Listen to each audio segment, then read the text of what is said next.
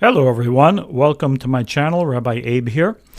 Around this time of year, traditionally, Jews in particular begin to prepare themselves for the event known as the Yom Kippur, or as the Bible calls it, Yom Kippurim, which many forget.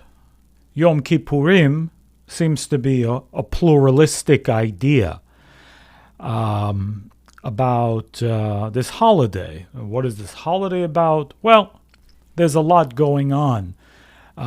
Most people know it as the Day of Atonement, or the Day of At-One-ment, as a Kabbalist might call it, because it is a very powerful day of unification. In fact, it's a day that I call it the just-in-case holiday, that people who are, and I'm speaking specifically about Jewish people, who are not necessarily of the observant persuasion, but just in case there is some kind of God or something like that will show up at least in the evening of the Yom Kippur, for something which is called Kol Nidre. Kol Nidre. A very specific prayer, if you will, which is in Aramaic, that 99.999% of people do not understand unless you speak Aramaic. Of course, you can read the English translation, but the English translation, even so, doesn't really make a lot of sense other than the obvious, because it relates to all the vows, and then it uses a lot of very strange words that are not Hebrew. And again, they are names of, call them vows, if you would, kunamot and things like that, which they don't translate very well. So what is it about? And why is everybody showing up? And again, it's a very dramatic scene. They're taking all the Torah scrolls out and standing, as we're standing before a high court. And as I say, very dramatic. And that's the day when many, many people come out of hiding. And the question is why? Why? What is the power of this prayer, if you would? But we'll understand right away that it's not a prayer. But what is the power of this instrument that draws so many people out on this night of Yom Kippur, which this year would be Sunday night, this year being 2023. I don't know when you're going to see this video. So I would like to read for you from the Zohar, and I'm not going to go into the whole notion of Yom Kippur itself or Yom Kippurim itself, because it's quite a powerful holiday, but it's also a paradox in the sense of there seem to be a lot of things that you need to do to accomplish doing this event the best you can. And it's not necessarily so clear, unless you study the Kabbalah, why are all these things? And there's 5 things, basically, or 5 restrictions, we call it, in order to connect fully to this event. It is, of course, fasting. There's no eating of food, no eating and no drinking. And then there's no anointing, it's called. That means oils and makeup and things like that. I'm sure the men will be very upset about that. And then there's no sexual relations. And then there's, as well, no wearing of leather shoes. No wearing of leather on the feet only. And no bathing. No bathing. We don't, take a shower or that for one day. It's not a big deal. For one day. No bathing. And so, what is that about? And what's funny, and again, the Zohar speaks about this, and it's probably for another class, but, there's a another event, shall we call it. Most people don't think of it as such a holiday, but the holiday or the event is called Purim. Sounds a lot like Yom Kippurim. And says the Zohar is, yes, in fact, the name of Yom Kippurim, this Day of Atonement, is taken from the name of this event, which is called Purim. Now, Purim is known by many people as, the Jewish masquerade party. Or it's some kind of holiday where you maybe dress up, you might drink alcohol, you have a party, a lot of merriment, food, and, it's like, wow, it's like the total opposite. And this is to commemorate the event that happened in Persia 25 centuries ago, and the overturning of the negative decree where the evil Haman wanted to destroy all of the Jews, and this was overturned somehow. And I will go as far as to say that by the use of Kabbalistic tools, something shifted, and it was in fact overturned. All the disaster turned into blessing at the hands of Mordechai and Esther, two of the main characters that are mentioned in the scroll of Esther. Well, what does that have to do with Yom Kippur or Yom Kippurim? Literally, the Zohar says, Yom Kippurim.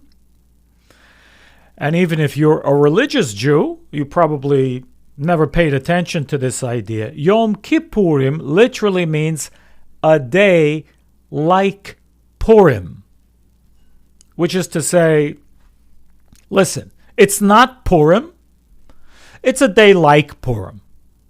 As though to say Purim is somehow on a higher level, which in fact, according to the Kabbalah and the Zohar, it is. It is. But we have to understand that there are frameworks. So there are different frameworks for things. The framework of Yom Kippur is part of what we'll call the main frame of the computer. It's within the DNA of the universe, and therefore it is mentioned in the Torah scroll. It's hardwired.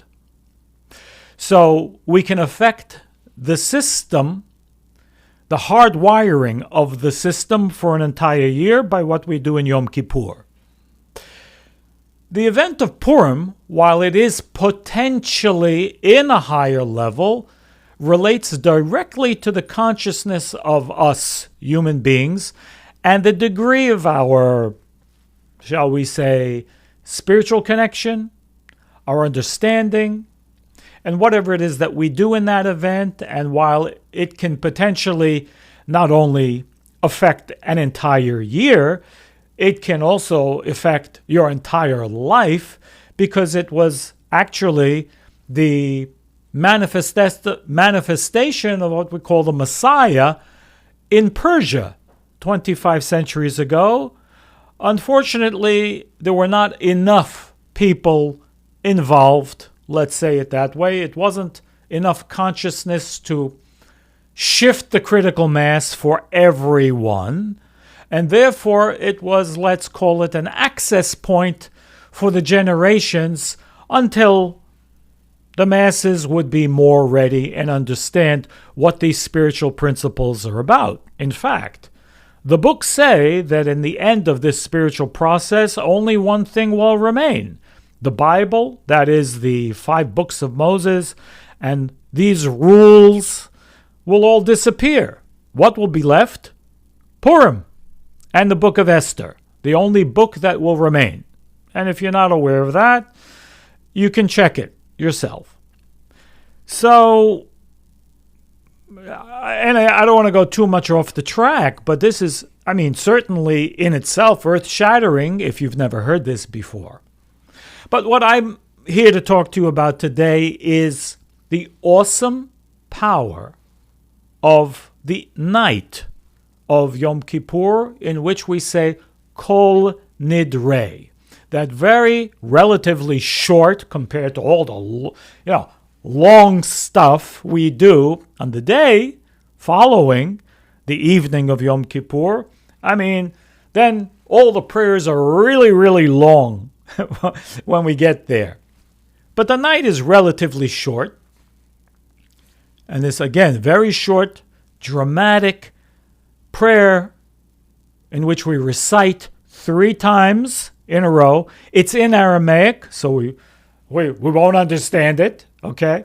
And we take, again, all the Torah scrolls out. And what's going on over there?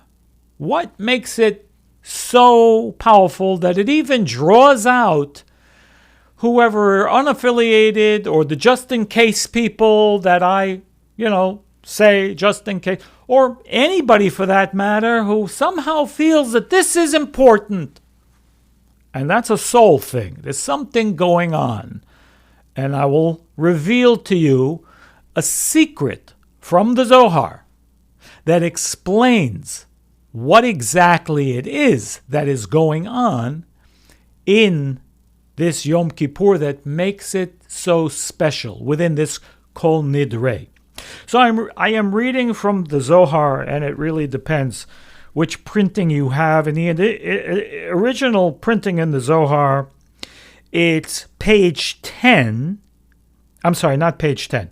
It's page 55 in the original, what's most common in the Zohar. Page 55, in the section of Pinchas, paragraph 71, okay? And if you have a more common printing, that is the one with what is called the Sulam from Rav Ashlag, which is a commentary which some of you might be familiar with. It is in the section of Pinchas, and it is paragraph 409. That's where it begins, 409. And it is pointing out the specific energy of the Yom Kippur and the Kol Nidre itself. So let's read and I will translate. Otam sheyesh alehem gzad din, b'neder u'shvuah, shelo leshanot hagzad din. And those who have a decree of judgment upon them, which is the result of swears and vows, which we'll have to explain, and they're not changeable. They're not changeable for whatever reason, and it has brought about a judgment. Now, judgment means that an effect.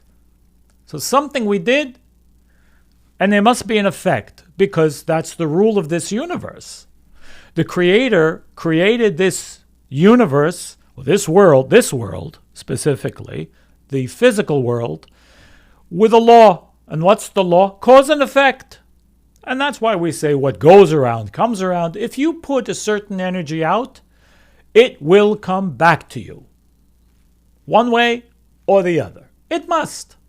Now, are there things we can do to change it? In a general way, we can say, yes, probably. There are things we can do, but that takes a lot of spiritual work and understanding, and that's why we study Kabbalah, to assist us to do that, because, the normal mainstream ideas, even in just Judaism, without getting into spirituality, because, religion and spirituality don't necessarily have anything to do with each other. You can be a very religious person and not the least bit spiritual. So they are not, they're not connected. But we need both. That's the conclusion that the Kabbalists actually come to, that you can learn Kabbalah without necessarily being Jewish, but you can't really do Judaism, shall we say, properly without understanding Kabbalah.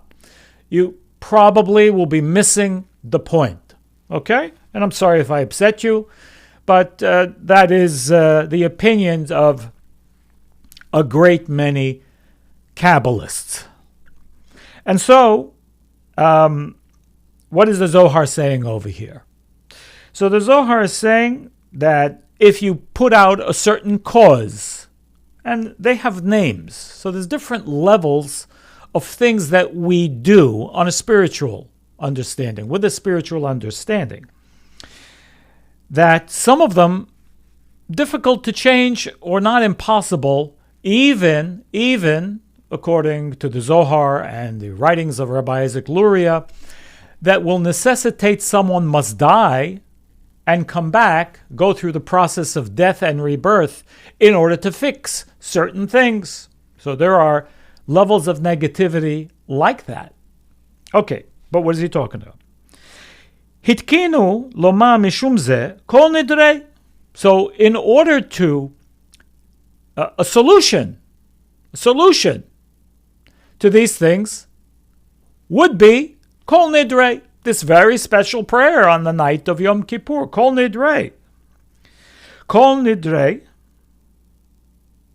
ve'isare v'chu. Kulhun yehon shevitin ushevikin la shiririn v'la kayamin. And the Zohar is quoting in the actual Aramaic from the actual Kol Nidre that is saying that they will have no hold on us, and they do not apply to us, and they will not affect us. And, I'm very loosely translating. In other words, this prayer is saying that these things that we put out are not going to come back to haunt us. And we have to explain, what does that mean? They're canceled. These vows are canceled, and they are no longer, what would be the right word? They are no longer obliged to affect us. Obliged to affect us. Ela sheyitbatel geza hadin me'alehem. It's unbelievable. What the Zohar is saying is unbelievable. He's saying, rather, not only they will have no hold on us, but the negative decree that these words, let's say, or these actions would have caused, this negative decree that would have been the result is hereby canceled. It's canceled. Umishum ze haneder hu b'shem havaya hu tiferet v'ashvua hu b'shem adni shehi malchut shehem garmu ba'avonotehem al agalut shelahem. All right. Now, I don't want to get too deeply into the deeper Kabbalah here, but he said there's two levels. The level of Havaya, that means the Adonai name, and Adni, which I won't go into if you're aware of it or not, the Aleph, Dalet, Nun, Yud name, then the name which relates to Malchut. So one relates to what we call Zeir Anpin, Havaya, the Yud K Vav K, and Aleph Dalet Nun Yud relates to what we call the world of Malchut, the physical world, the spiritual world, which is the source of the energy, and spiritual world, which is where we live our life. There are two levels. The level of Havaya, spiritual world, relates also to things which are unseen. Did you ever make a decision to do something? Go to bed and not do it? Yes. So that didn't come to the physical world yet, but it's still a thing. Because when you make a decision is a thing, even if it's metaphysical. Or you contemplated doing something, you didn't do it. Or whatever. So there are levels of negativity that exist purely on the spiritual level, on a thought level, and then there's the level of actions. In the 1% of our life, actions, negative actions. And therefore, if you read the translation to that prayer, again, I'm not sure how the English would translate all these fancy, strange words, because they don't make any sense in Hebrew. They are merely different levels that relate to different levels of actions and consciousness that we have created, that we've put out there. And or they've been negative in nature, or they are or there have been unaccomplished positive actions which we have not accomplished, which we have needed to accomplish, should have accomplished, and did not. So there's the negative aspect, negative things that I've done, and positive aspect. What is the secret of this Kol Nidre? What makes it so powerful and special? What is the Zohar really saying over here? Pay close attention, please. What the Zohar is saying here is, yes, it's true, we make vows. We make promises that we don't keep. That's fine. But there are other kinds of vows and promises that we make. How? By our actions.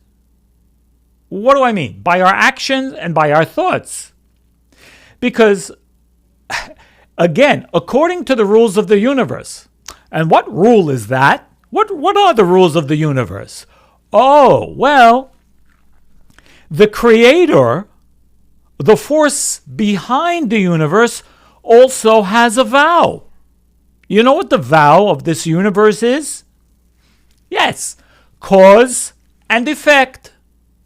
The vow of the universe, the creator, if you will, says, this world is ruled by cause and effect. I mean, it doesn't have to be that way, but the creator created this universe in that way. Every action, there's a reaction. Every cause, there's a corresponding effect. That's the way it works. Again, nobody asks, why is it that? Why is it so? But that's the way this physical world operates. It is the vow, if you will, of the creator that the physical world operates on the principle of cause and effect. Okay. So how do you change that? Oh, what do you do to change if you put out a lot of negativity and you're really trying to do your spiritual work, you really want to be a better person, and you've gone through this process maybe of Rosh Hashanah and all these things, and you're trying to really cleanse. But what about all the stuff that's out there hanging in the world, waiting to come back at us, to bite us in the behind maybe? What about all that stuff? Oh, Kol Nidre. What is the Kol Nidre really all about? Unbelievable. Kol Nidre is not only canceling, it's canceling our vows. I said I was going to be at your house and I didn't make it there in time. No. Yeah, also that. But that's, seemingly unimportant. But I created certain actions that I may not be able to change the action. Even though I've resigned myself to, I'm remorseful, I try to do my best to change it, and so on and so forth. But there's some things we just cannot change.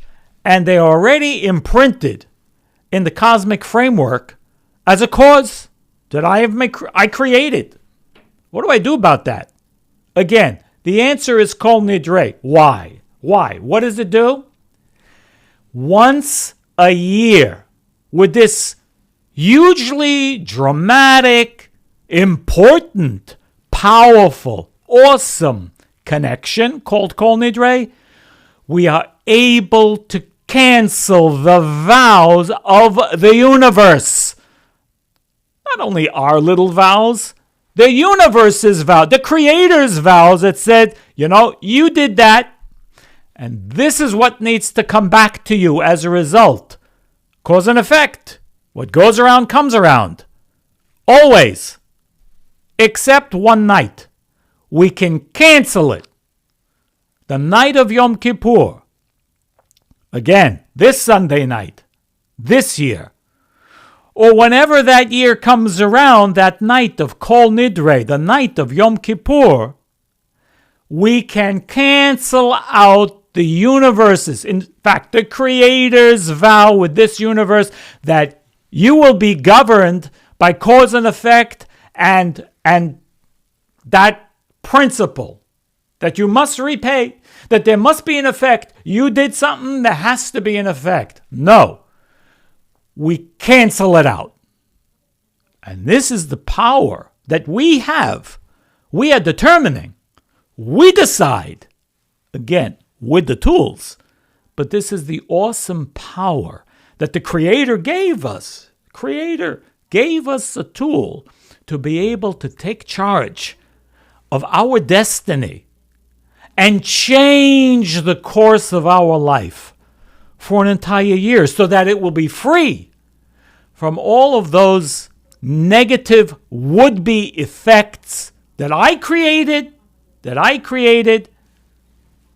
I nullify them.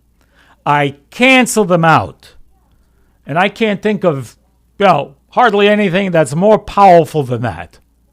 Take advantage. If you have questions, please put them in the comment section or get in touch with me. I'll be very happy to answer any of your questions as best as I can. Go to RabbiAbe.com if you want to get in touch with me, or simply put a comment in the comment section on YouTube. Be blessed.